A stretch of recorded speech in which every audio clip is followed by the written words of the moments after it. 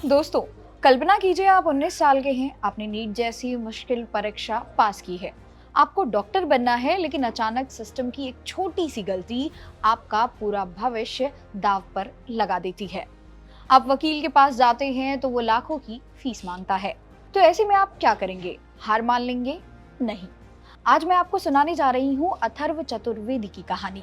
एक ऐसा लड़का जिसके पास न वकील था न पैसा, लेकिन उसके पास था तो सिर्फ हौसला। एक ऐसी कहानी जिसने सुप्रीम कोर्ट के जजों को भी हैरान कर दिया। कहानी शुरू होती है मध्य प्रदेश से।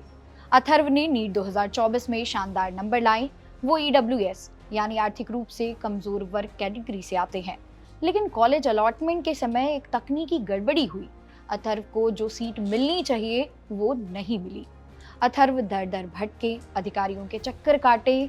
सबने कहा बेटा आप कुछ नहीं हो सकता, अगले साल ट्राई करना। पर अथर्व जानते थे कि उनकी कोई गलती नहीं है, गलती थी सिस्टम की। उन्होंने तय किया कि वो अपनी 1 साल की मेहनत को बेकार नहीं जाने देंगे। हाईकोर्ट से राहत नहीं मिली तो अथर्व ने सीधा रुख किया सुप्रीम कोर्ट का। दिल्ली के सुप्रीम कोर्ट में जब बड़े बड़े दिग्गज वकील महंगे काले कोट पहनकर खड़े होते हैं, वहां ये 19 साल का लड़का बिना किसी वकील के खुद अपनी पैरवी करने पहुंचा। सुप्रीम कोर्ट ने पूछा, आपका वकील कहाँ है?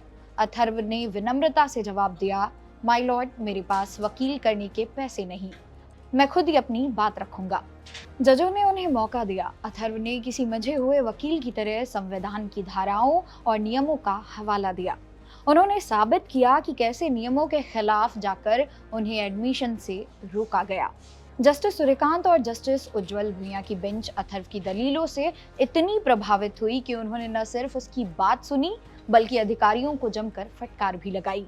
कोर्ट ने कहा कि एक मेधावी छात्र को सिर्फ तकनीकी कारणों से डॉक्टर बनने से रोका नहीं जा सकता। कोर्ट ने आदेश दिया कि अथर्व को तुरंत एमबीबीएस की सीट दी जाए। यह सिर्फ एक छात्र की जीत नहीं, यह उस सिस्टम की हार थी जो आम आदमी को कमजोर समझता है। अथर्व की कहानी हमें 3 बड़ी बातें सिखाती है। पहला, ज्ञान ही शक्ति है। अगर अथर्व को नियमों की जानकारी नहीं होती तो वो लड़ नहीं पाते। दूसरा, डर के आगे जीत है। सुप्रीम कोर्ट के जजों के सामने बोलना हिम्मत का काम है, जो सच के साथ आता है। तीसरा, खुद पर भरोसा। दुनिया कहेगी कि तुमसे नहीं होगा, लेकिन अगर आप खुद यकीन करते हैं तो रास्ता अपने आप बन जाएगा। दोस्तों, अथर्व चतुर्वेदी की यह कहानी एक एमबीबीएस सीट मिलने की कहानी नहीं है। यह कहानी है उस भरोसे की जो अक्सर हम सिस्टम की फाइलों के नीचे दबा देते हैं। 19 साल का एक लड़का जिसके पास न कोर्ट का अनुभव था, न कानून की डिग्री और न ही जेब में भारी भरकम फीस। उसके पास था तो सिर्फ और सिर्फ अपनी मेहनत पर यकीन और आंखों में डॉक्टर बनने का सपना। आज जब हम छोटी छोटी परेशानियों से टूट जाते हैं, तब अथर्व हमें याद दिलाते हैं कि न्याय किसी की जागीर नहीं। सुप्रीम कोर्ट के उन भारी दरवाजों के पीछे सिर्फ कानून नहीं बसता, वहां सच की सुनवाई भी होती है, बशर्ते कोई सच बोलने का सहारा जुटा सके। जरा सोचिए, जब जस्टिस सूर्यकांत ने अथर्व से पूछा कि बेटा तुम्हारा वकील कहाँ है, तो उस लड़के ने मुस्कुराकर कहा होगा, सर मैं ही अपना वकील हूँ।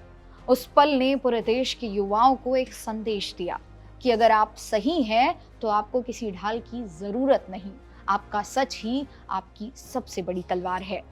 दोस्तों, अथर्व चतुर्वेदी की यह कहानी हमें सिखाती है कि अगर इरादे फौलादी हो तो बिना वकील के भी इंसाफ की जंग जीती जा सकती है। सुप्रीम कोर्ट के उन भारी दरवाजों के पीछे जीत सिर्फ उसकी नहीं हुई जिसे कानून पता था, बल्कि उसकी हुई जिसे खुद पर यकीन था।